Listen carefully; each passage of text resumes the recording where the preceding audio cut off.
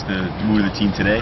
Good. I mean, we got a lot of football left, and obviously, the seniors, they're great character kids, and they're going to keep leading. They know what the challenge is. They put us on prime time again, so we got to go into another hornet's nest. They know that, and so we're going to have to, after today, we're really going to have to get invested in this thing, and I'm glad that those guys are leading us because they'll get us where we need to be by Friday. We did see Chick and Deanna here, just treatment, I guess, for them today. Yeah, both of them just full treatment right now, just as hard as we can go. Can you expect them tomorrow to practice? Is that kind of It's day to day. Again, I don't know. They got treatment this morning and some during practice. So I won't get another report until 5 o'clock hour. How's Gus doing? Gus is doing great. It was close, Matt, last week, and we really thought he could do it. And then there was just some plays in pregame that didn't look like, it would be fair to put him out there. We missed him. We did. We missed him. We started to cramp up a little bit with Duke. Duke's reps got uncharacteristically high because of it. So we're going to need him back this week. Coach, I know you have the 48-hour rule, but is this 48 hours a little tougher to swallow? Yeah, again, I mean, for me, it's never really been 48 hours. During the season, you got to just keep going.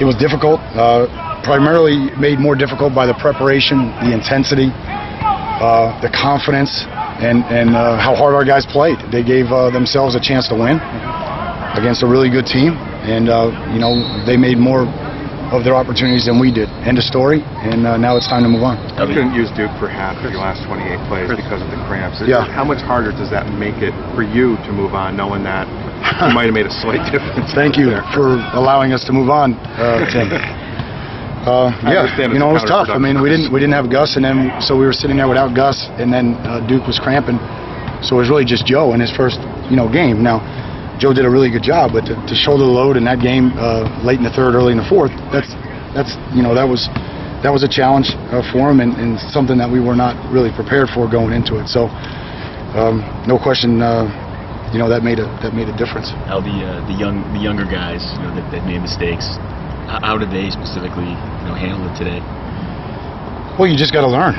You got to learn from there. I mean, if we're really honest with ourselves, that was really the first time that we gave ourselves an opportunity to win that game in the last couple of years. So I think the last time was up there in 11, and that was we had a talented team. We were going through a lot with the suspensions and everything, but we started to get OV and those guys back at that time, and I think that was a 23-19 game, if I'm not mistaken. So we hung in a little bit the next year at home in the first half, but they had too much for us, and then up there last year, obviously they were better than us. So our guys, like I said, had confidence, and that included the young guys. We just they know now. That's what it comes down to. The margin of error right now for us is not big enough to make some of the mistakes that we made in the game. Al Clive is a semifinalist for the MAC year. Yep. Just leading your team in receptions, all the big plays he's making. Speak to that. Yeah, I don't know how there's a better one out there. He made a huge commitment to come back. He's never looked back. He's gotten better in every aspect. I think you guys know there was a lot of times in the last couple of years where he would have gotten caught on that play. Okay, that talks to his strength and his endurance, his lower body strength to be able to, rep that out for 50 yards against those guys. He's blocking hard. He's unselfish. We ask him to pass protect. I mean, we ask him to do everything a tight end needs to do, to be honest with you. We don't just split him out there, and he's doing it. I mean, he had to block, 2 war daddies the other night, and did a really good job. And he's a big part of, why we've been averaging what we've been doing the last 5 weeks in the run game. So, really, really excited that he's a leader for us right now, and I know he's excited to finish the season, starting with UVA tomorrow. Along those lines, Philip Dorsett, it wasn't just the speed with him, obviously the blocking too. Yeah. What did he show you? I mean, Philip worked really hard to get to that point in his career. Gave up a lot, made a lot of sacrifices, won the off-season program, did a great job in the summer. Again, he's an all-around guy right now. He's more elusive, as you could see the other night. He's not just straight line. He's more elusive. He's making plays. Caught a bender over the middle against too high. You got to have courage. You got to have guts to do that, and he did that. And then, of course, how he's blocking speaks for itself. Al, Tyreek McCord, that crazy play where where he batted it. And how you and tough Tim is are that? really letting us. How tough is that? And what do you?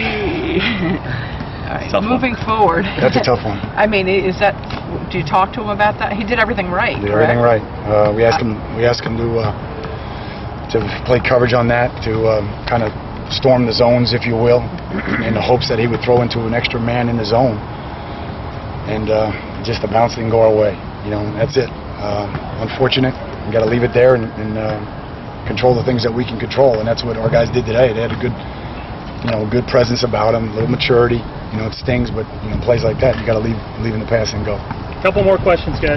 It's about the results, and obviously that's the business of football. Yep. But the performances, not just this past Saturday, but over the last 4 games, is that something that you are encouraged by going forward? Yeah, you can't escape your record. First and foremost, you can't escape your record. You are what your record says you are. But I think over the last 5 weeks, we've gotten better. And we've gotten better with practice. We've gotten better collectively in all 3 phases. Although we came up short, we can't lose sight. Those are the same things that gave us an opportunity to win that game the other night. And but for just a play here, a play there, we're going to do it. So we need some guys to take the next step now and say, throw it to me. I'll make that tackle. I'll make that play. I'll block. In terms of protection, or I'll kick it through, and whatever that case may be, whichever one of those plays could be the difference next time. We got to learn to make it and go do it, and that starts with me and obviously the coaches, and trickles down throughout the organization. So there's no question we're getting better, we're learning, and now we got to go play this team. I mean, they can play rock'em sock'em on offense, a big physical team on offense, and a heck of a defense, as you guys know. I've said it a million times before we even got to this week. So going to be a great challenge at night Saturday.